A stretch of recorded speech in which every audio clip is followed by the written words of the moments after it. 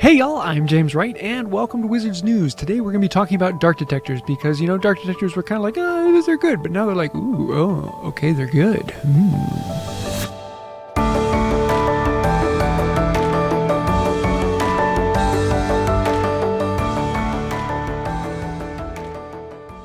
I did a video a while ago actually going into dark detectors and kind of playing around with them and finding out what they do and what their parameters are. If you want to see that, I'll leave a link to that video down below. But just recently they changed the code and changed how good dark detectors are. So today we went out and I was planning on doing some actual experimentation, but the snow fell and kind of got in our way, so we actually played from inside a car. I wasn't able to test it as accurately as I wanted to.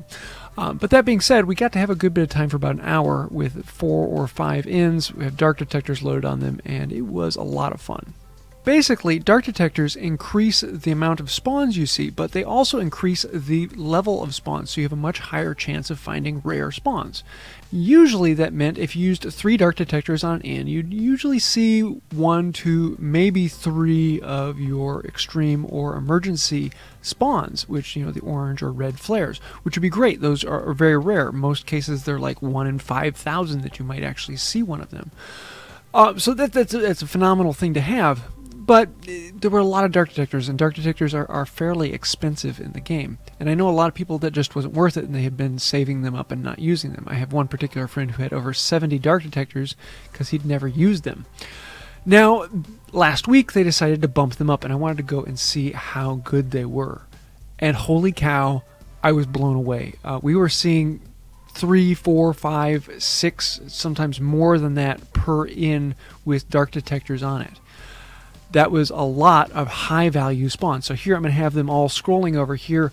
Some of the things we saw, and this is probably only about half of the high value spawns. We were there catching spawns constantly to the point for the hour I very rarely clicked on anything that didn't have a flare. If it didn't have a yellow, orange, or red flare on it, I just didn't have time for it. I was focusing on these rare and hard to find finds.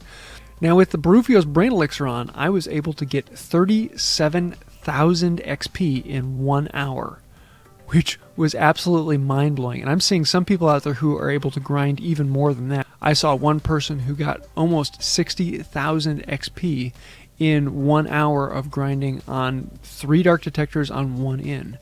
These are incredibly powerful now. So if you've never tried this, definitely go out and do it. But I say, first off, don't just use 1 dark detector. That is a waste. Don't use 2 dark detectors. That is a waste. Use all 3 dark detectors. If you don't have 3 dark detectors on an inn, you're not getting your full bang for the buck. It is well worth it. And those are going to be giving you the things that are hard to find. Those items that you just rarely see, the red flares.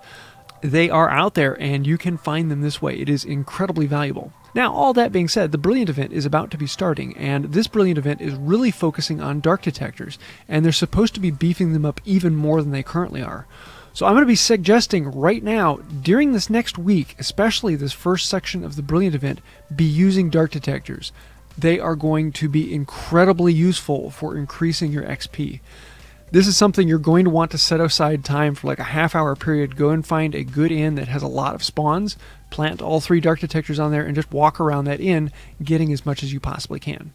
Now, what you're looking for, it used to be that if you had inns in a flag zone, the spawns would be eh. And if you had inns in places where there aren't a lot of spawns around the inn, they would be eh. So far in my testing, I've found that using an inn in a flag zone is about the same as using an inn outside of a flag zone. That being said, if an inn doesn't have a whole lot on it, if it's not an inn that has a lot of spawns around it, then it might not be worth it. So what you're looking for is an inn that naturally has a whole lot of spawns. Even if it's inside of a flag zone or outside of a flag zone, as long as there's naturally a lot of spawns there, go there, throw 3 dark detectors on that, and you'll be blown away by what all you can get out of that inn, especially in the upcoming Brilliant event. So it used to be that dark detectors were a good thing, and if you were really looking for those rare spawns, you could get a few that way, but now you will be getting quite a few that way. Find your local inn that has a lot of spawns naturally and have a ton of fun. Now, it is my intention to be doing a good bit more testing on this once the weather turns a little bit more suitable. As of right now, it is 7 degrees outside with about 4 inches of snow, which is a little bit more than normal for here, but yeah, I'm going to be having a little bit of fun with dark detectors over this next week. So I hope you like this, and I'd love to hear your thoughts. If you have any particular study or something you've done with the Dark Detectors or information you've found, let me know those down below as well. If you do have any other thoughts or ideas, throw those in the comments or contact us on the Hive Mind. This is the Discord server where we bounce around a lot of ideas and do most of our research on there. So I'm looking forward to seeing you around. I think that's about it for today. If you did like the video, please hit like, comment, share, subscribe, ring the bell. Click that all notifications on the bell as well. That really does help out the channel. So I think that's about it for today. And until next time, have a magical day. So, this is a new chocolate frog that is being sponsored by another channel here. So now we are having Expecto Go, who is going to be sponsoring a few of these cards. Definitely take a look at his channel. He does some sweet stuff over there. I've had the chance to work with him on several different collaborations, and it's always fun. Anytime I pull up his channel, I know I'm going to be having a good time when it goes, yo, yo, yo, yo! Or I guess it's just 3.